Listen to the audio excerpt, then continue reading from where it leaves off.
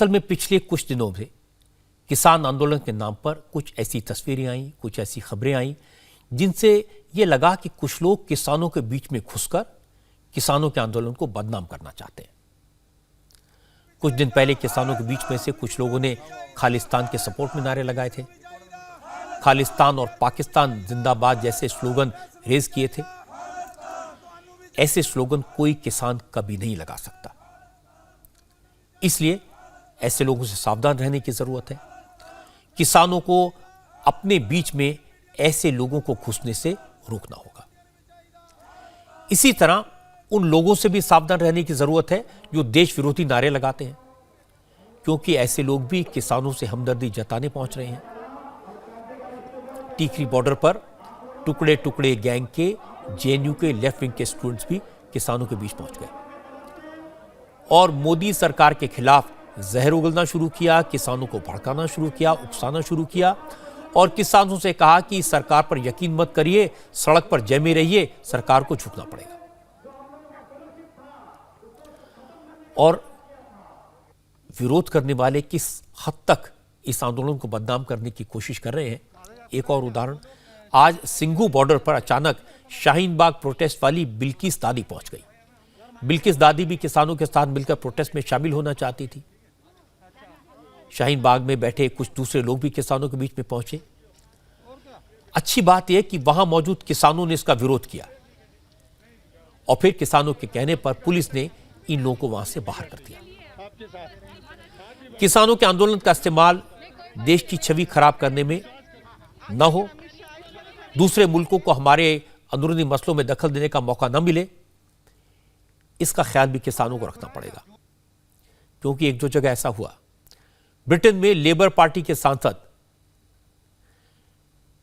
तनदेसी ने कहा कि वो किसान बिल के खिलाफ पंजाब किसानों का पूरा सपोर्ट करते हैं। अब कोई पूछे हमारे किसानों को इंग्लैंड के एमपी की सपोर्ट की क्या जरूरत है? क्या किसानों के पास कम सपोर्ट है?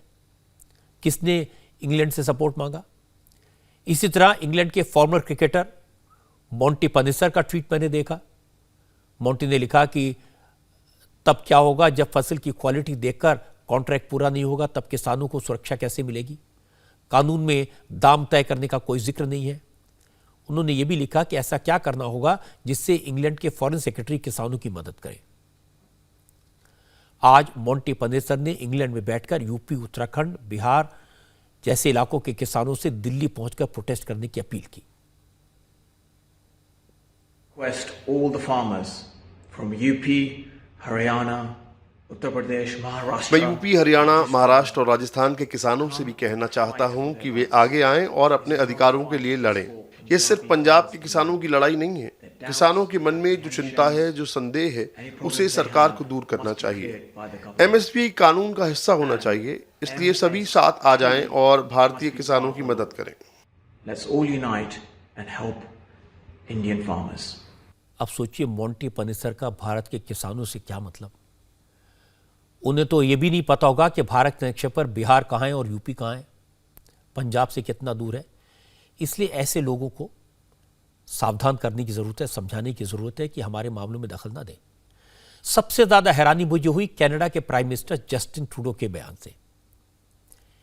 जस्टिन ट्रूडो ने कहा कि भारत से किसान आंदोलन की जो खबरें सामने आ रही हैं वो चिंता पैदा करने वाली हैं और ये हमने इंडियन अथॉरिटी के सामने सवाल रखा है।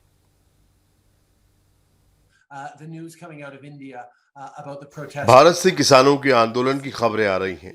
हालात चिंताजनक हैं और हम परिवारों और दोस्तों के लिए फिक्रमंद हैं। मैं जानता हूं कि ये आप में से कई लोगों के लिए सच्चाई है। मैं आपको याद दिला दूं कि कनाडा शांतिपूर्ण आंदोलन के अधिकार की रक्षा के लिए हमेशा तैयार है। हम बातचीत की महत्ता को समझते हैं और इसलिए हमने अलग अलग जरिए से भारतीय अधिकारियों के सामने अपनी चिंताएं जाहिर की हैं। एक बार को मान भी लें कि भाई भीम आर्मी के चंद्रशेखर का, बिहार के पप्पू यादव का किसानों पर कोई कंसर्न हो सकता है, उनकी चिंता हो सकती है, लेकिन शाहीन बाग की दादी का किसानों से क्या लेना? कनाडा के प्राइम मिनिस्टर का किसानों से क्या लेना देना? कनाडा के प्राइम मिनिस्टर अपने मुल्क में सिख वोटों को पक्का करना चाहते हैं, उनका किसानों से कोई मतलब नहीं है। ब्रिटेन के जिस एमपी ने आवाज उठाई वो हमेशा से मोदी का विरोध करते रहे हैं, मौका ढूंढते हैं मोदी का विरोध करने का। इन लोगों को साफ साफ यह समझाने की जरूरत है, ये हमारे देश का आंतरिक मामला है, किसान हमारे हैं, हम उनके साथ खड़े हैं, और बाहर के लोग ऐसी बयानबाजी करने से बाज आएं, हमारे देश के आंतरिक मामलों में दखल न दें। भीम आर्मी के चंद्रशेखर हो या पप्पू यादव, ये किसान आंदोलन का फायदा उठाकर अपनी सियासत चमकाना चाहते हैं। किसानों को समझना होगा कि कोई उनके आंदोलन का फायदा न उठा पाए। एक दो लोगों ने खालिस्तान का नारा लगाने की कोशिश की थी, किसानों की तारीफ करनी चाहिए कि उन्होंने ऐसे लोगों को किनारे लगा दिया, उनको बता दिया वो देश के दुश्मन हैं।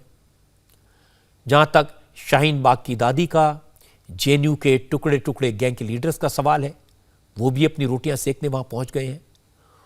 उनको तो जहां कहीं मोदी विरोध दिखाई देता है वो तालियां बजाने पहुंच जाते हैं। अपने हक के लिए लड़ने वाले किसानों को ऐसी राजनीति करने वालों को भी दूर रखना होगा, क्योंकि यह आंदोलन बड़ा है, बहुत बिखरा हुआ है, इसकी कोई एक लीडरशिप नहीं है, कई सारे नेता हैं और कुछ लोग इसका फायदा उठाने की कोशिश कर सकते हैं। इसलिए बहुत सावधान रहने की जरूरत है।